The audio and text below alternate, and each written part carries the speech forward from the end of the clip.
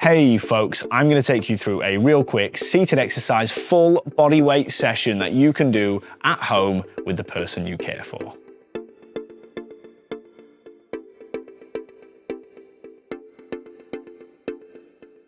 These exercises are designed to be done by both you and the person you care for. We're going to start with our ankles, our legs. We're going to warm ourselves up before we go into anything a little bit more intense. So ankle rolls are a great one. Do about 10 reps, and then I'm going to move into heel and toe taps. Again, going for about 10.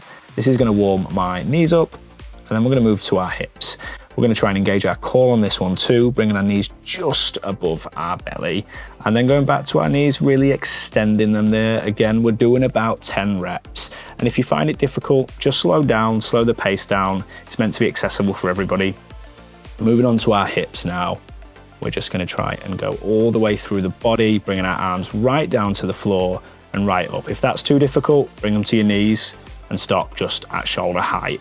I'm doing around 10 reps. And I'm going to push out, slowly engaging and twisting my core as far as I can go without hurting myself, and then I'm going to go up to the ceiling instead. This is engaging our shoulders now and our arms. If you do have difficulty going up, just go as far as you can. Remember, exercise is about challenging ourselves, not about challenging anybody else. We're warming ourselves up here to make sure we don't hurt ourselves in the further exercises, as we will be engaging in something a little bit more intense. We're going to flash our fingers, roll our wrists, and this one is great for our cognitive function. See if you can tap your fingers along all the way and then all the way back.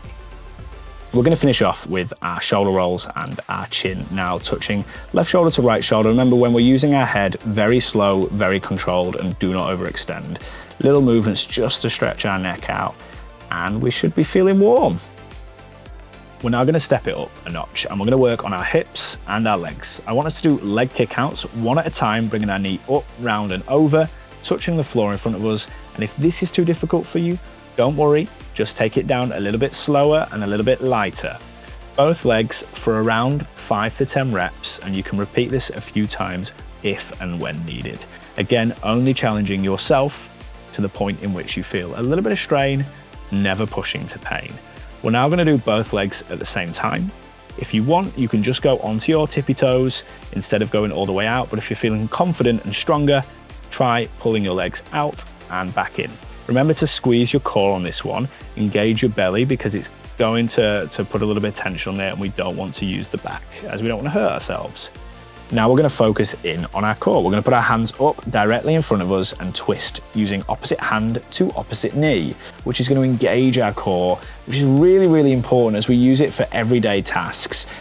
Nice and simply going for about 5 to 10, as many as feels challenging for you. If the person you're caring for is struggling with this, try and hold their hands and help them along. We're now going to bring our shoulders up in line with the back of our chair and twist. Again, working on our core here, focusing in on mobility. This is going to help with blood flow and circulation, and it's going to help with strengthening up that core. If the person you're helping, if the person you're caring for is struggling with this, we can go back to holding their hands and guiding them through.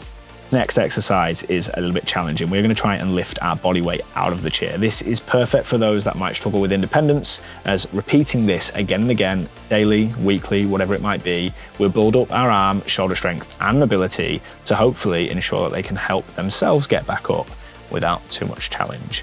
Now, if you can't do that, don't worry. All I want you to do is just work on laying back into your chair and slowly getting up into an upright position. We're going to finish with these shoulders now, just getting our hands above our head, slowly moving our body with it. Again, going for around 8 to 10 reps. And you can do this a few times. I obviously only do this once, but there's no harm in doing this 3 to 4 times, having 30 seconds of rest and going again.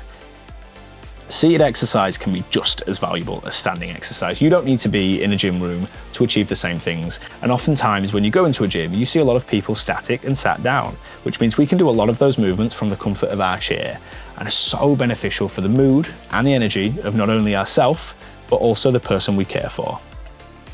We're going to try and extend our legs out and touch down to our toes. If we struggle with this or our balance, just reach towards our knees instead, or open up our hips, touch down in between, see how far you can reach down.